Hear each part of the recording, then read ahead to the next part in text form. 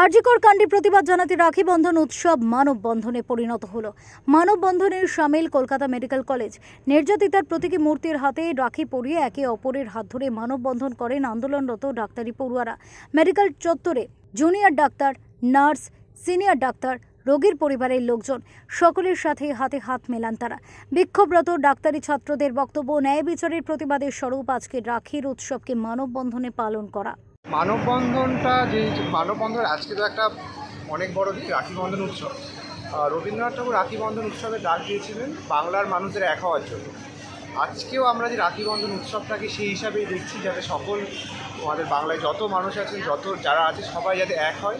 কী কারণে এক হয়? আমাদের যে অভয়া যাতে বিচার পায়। আরও যেটা সবথেকে বড় কথা, আজকে মানববন্ধনটা আমরা এই জন্য করছি, এক অভয়াকে তো আমরা বাঁচাতে পারিনি, বাকি অভয়া যাতে এইভাবে অন্যায় অত্যাচারে পীড়িত না হয় সেই হিসাবেই আজকে আমাদের মানববন্ধন, এবং আমাদের অঙ্গীকার যে বাকি যাতে কোনো অভয়া আর কখনো এইভাবে নির্মমভাবে নির্যাতিত না হতে হয়। কারা কারা আছেন এখানে?